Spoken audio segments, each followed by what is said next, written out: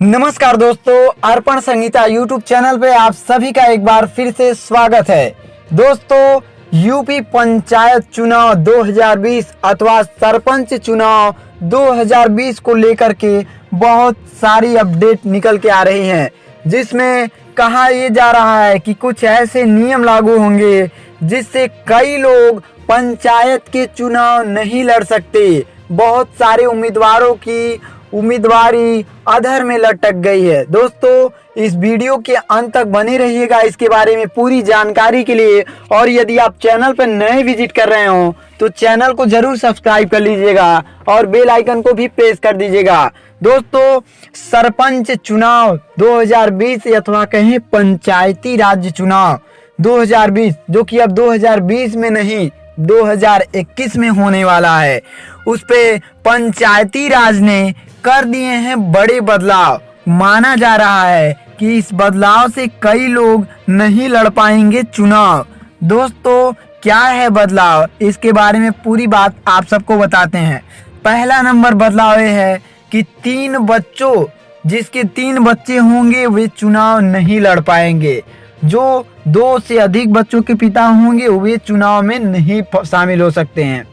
दूसरा नंबर नियम ये निकल के आ रहा है कि जिसकी जमानत जब्त होगी, मतलब चुनाव जो लड़ेगा, जो पहले नंबर पे जीतेगा और जो दूसरे नंबर पे रहेगा, उसके अलावा जिस नंबर पे जो है जिसकी जमानत जब्त होगी वह चुनाव अब उसके बाद कभी नहीं लड़ पाएगा। उसके अलावा तीसरा नंबर रूल्स ये निकल के आ रहा है कि जिसके ऊपर, मतलब ये है कि डिमांड ड्राफ्ट एक तरह से पैसा लिया जाएगा, 50,000 रुपया एक तरह से डिपॉजिट जमा करना पड़ेगा, जिसकी वजह से बहुत सारी गरीब तबके प्रत्याशी जो 50,000 क्या 10,000 में सोचते थे चुनाव हम लड़ लेंगे, वे चुनाव नहीं लड़ सकते। वैसे ही अपने आर्थिक स्थिति की वजह से वे चुनाव में वैसे ही भाग नहीं ले सकते।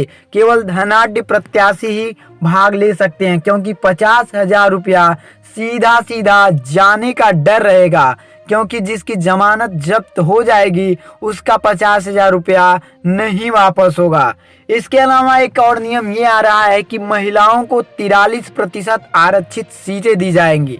तो यदि महिलाओं को 43% आरक्षित सीटें दी गई तो फिर पुरुषों में बहुत से लोगों को समस्याएं हो सकती हैं। जो पुरुष उम्मीदवार थे उनके लिए बहुत बड़ा समस्या बन सकता है। उसके अलावा एक रूल्स और है कि जो पूर्व प्रधान जो अपने दस्तावेज शामिल किए थे, उस दस्तावेज में और इस दस्तावेज में यदि कोई देंगे उसमें कोई कंफ्यूजन मिलेगा, कोई अलग अलग मिलेगा, दस्तावेज फर्जी मिलता है, तो फिर उनकी उम्मीदवारी तत्काल ही निरस्त कर दी जाएगी। तो दोस्तों, यह बहुत सारे बदलाव हैं, लेकिन आप सबको बता देते हैं कि अभी यह कंफर्मेशन नहीं है। मतलब यह है कि इस पर चर्चाएं चल रही है। जो पैनल कमेटी है वो सारी पंचायती राज विभाग में चर्चा चल रही है, लेकिन अभी कोई नियम लागू नहीं किया गया है, सिवाय महिलाओं की आरक्षित सीटें को छोड़ करके। तो दोस्तों, अब क्या होता है, क्या नियम आएंगे, यदि नियम आते हैं तो आपके समझ जरूर प्रस्तुत किया जाएगा। आपके समझ वीडियो हम बना करके क्लियरिटी वीडियो बना करके बताएंगे, लेकिन अभी कोई नियम लागू नहीं हुआ, इसलिए आप सब परेशान मत होइएगा। और इस चैनल को जरूर सब्सक्राइब कर लीजिएगा और बेल आइकन को भी प्रेस कर दीजिएगा, ताकि आपको इससे संबंधित वीडियो प्राप्त हो सके। धन्यवाद दोस्तों।